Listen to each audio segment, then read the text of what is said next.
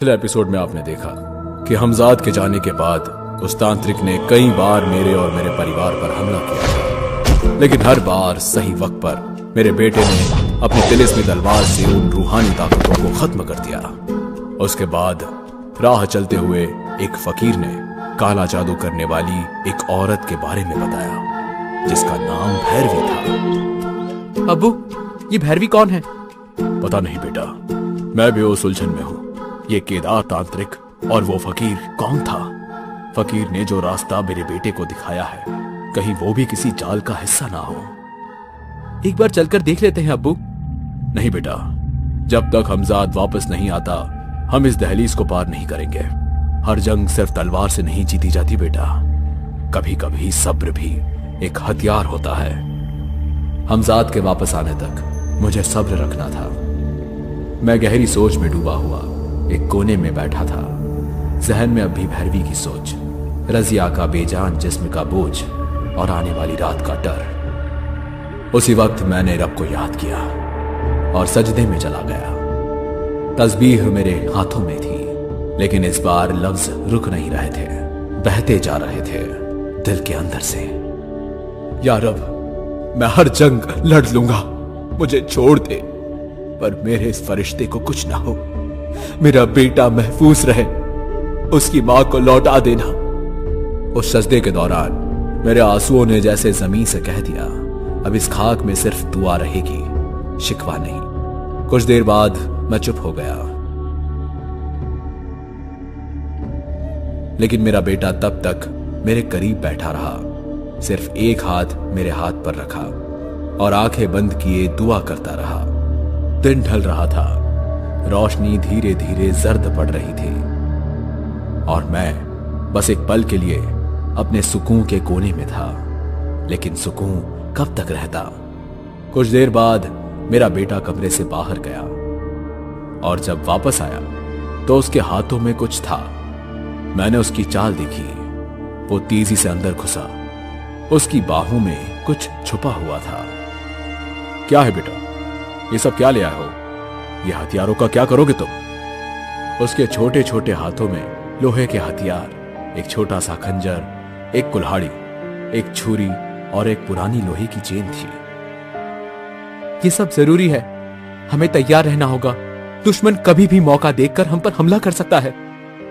बेटा, हमारी लड़ाई कोई आम इंसान से नहीं है। इन सब से हम उस दुष्ट तांत्रिक को नहीं हरा सकते हैं। हमारी लड़ाई काले जादू और रूहानी ताकतों से है। तो फिर अब्बू, हम उस तांत्रिक को कैसे हराएंगे? क्या आपके पास कोई उपाय है? मेरे बेटे की बातों का फिलहाल मेरे पास कोई जवाब नहीं था। मैं खुद समझ नहीं पा रहा था कि उस तांत्रिक को कैसे रोका जाए। बेटे, मेरी आखिरी उम्मीद तुम हो।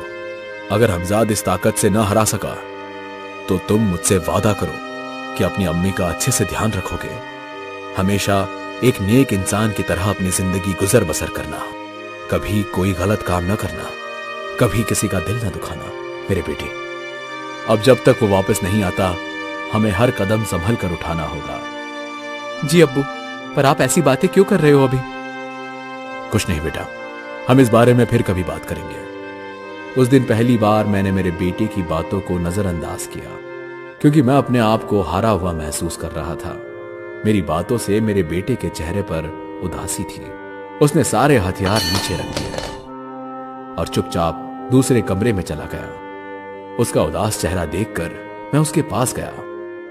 बेटा, अगर मेरे लिए कुछ कर सकते हो तो दुआ करो कि हम जल्दी ही इस मुसीबत से बाहर आ जाए। इस वक्त तुम्हारी दुआ ही मेरी तलवार है और तुम्हारा साथ मेरी ताकत। मेरे बेटे ने हाँ में सर हिला दिया, लेकिन उसकी आंखों में अब भी कई सवाल थे। वो सोच में डूबा हुआ था कि शैतान का खात्मा कैसे होगा। शाम ढलने वाली थी, सूरज की पीली लौ जा चुकी थी। कमरे में बस एक दिया था। मैं बेचैन था। अचानक एक ठंडी हवा कमरे के अंदर दौड़ गई। दिया झिलमिला उठा, दीवार की परछाई हिलने लगी और एक पल के लिए ऐसा लगा जैसे किसी तिलिस्मी साए ने कमरे में कदम रखा हो। ये कुछ रूहानी है। मैंने बस तस्बीह को जोर से पकड़ लिया, तभी दरवाजा खुला और एक रोशनी में लिपटा साया अंदर आया।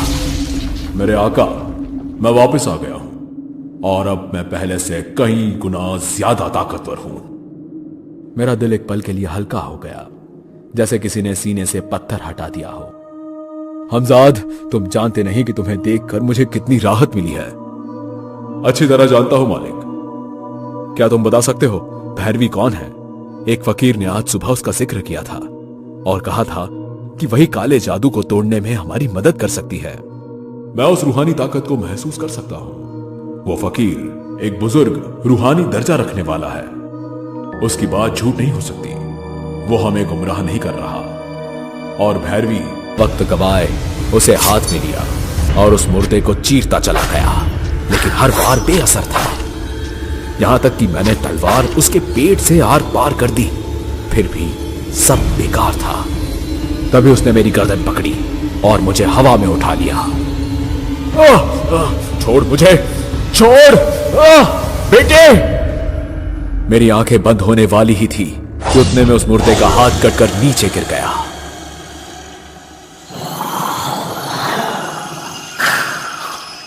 मैंने पीछे पलट कर देखा तो वहां मेरा बेटा खड़ा था और उसके हाथ में वही रूहानी तलवार नजर आ रही थी जो तारिक को मारते वक्त सरफराज ने मुझे दी थी। ये लीजिए अब्बू, अपनी तलवार।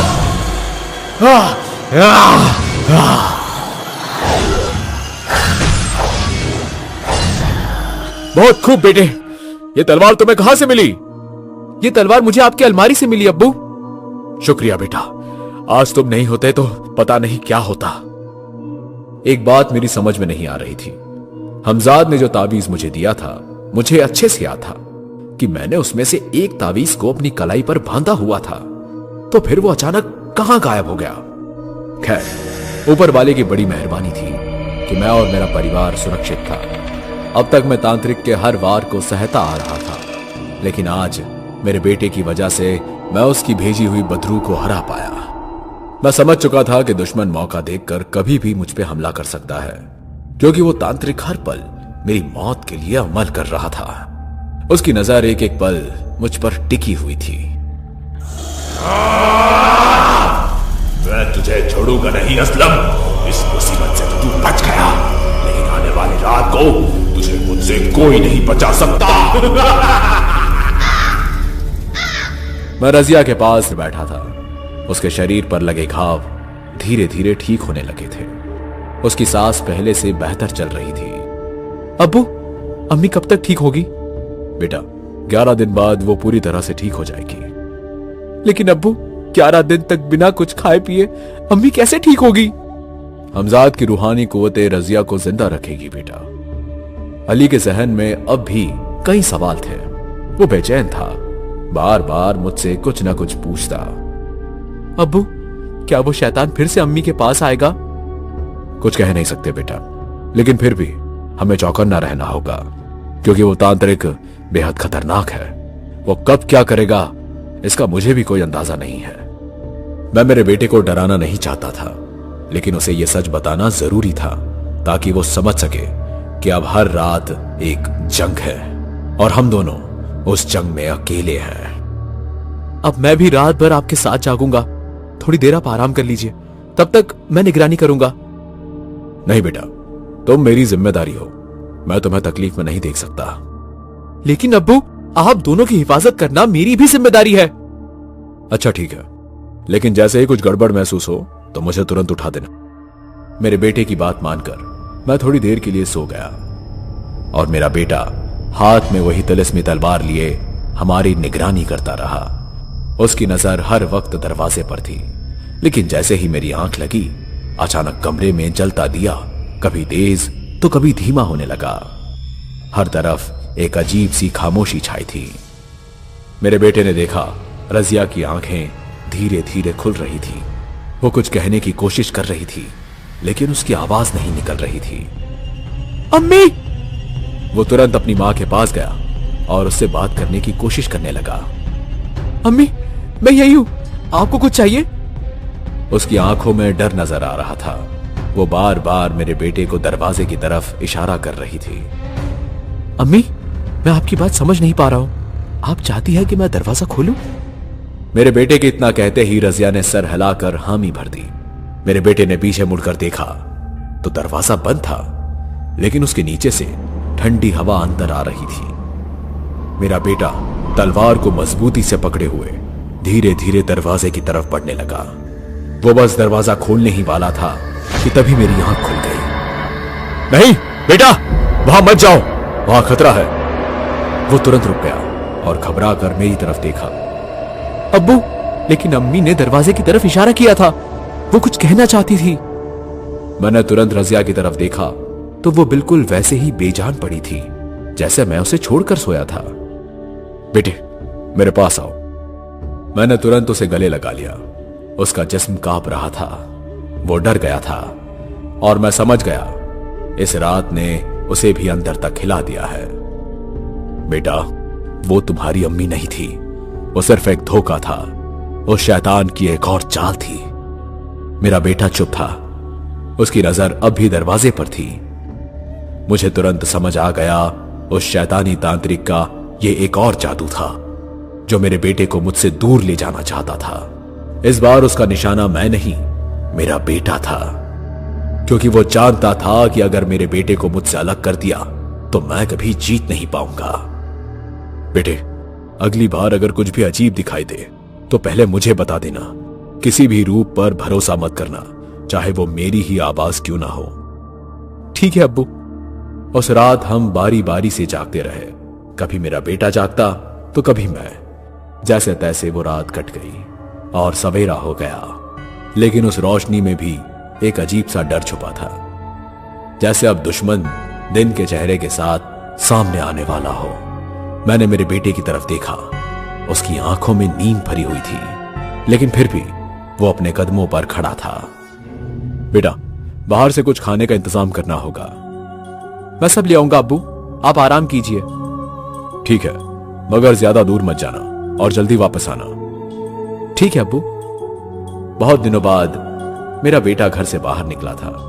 उसके कदम थकान के मारे डगमगा रहे थे और फिर तभी एक मोड़ पर वो किसी अनजान आदमी से टकरा गया। उस शख्स का आधा शरीर चादर में लिपटा हुआ था, हाथों में एक पुराना लकड़ी का डंडा और आंखों में एक अलग सी चमक नजर आ रही थी। माफ कीजिए, मैं नींद में था। कोई बात नहीं, मैं तो तुझे ही ढूंढ रहा था और तू मुझे मिल ही गया। आप मुझे क्यों ढूंढ रहे थे? जिसे तू ढूंढ रहा है मैं उसका पता जानता हूं। वो एक जंगल में छिपा हुआ बैठा है, लेकिन तू उस तक कभी पहुंच नहीं पाएगा।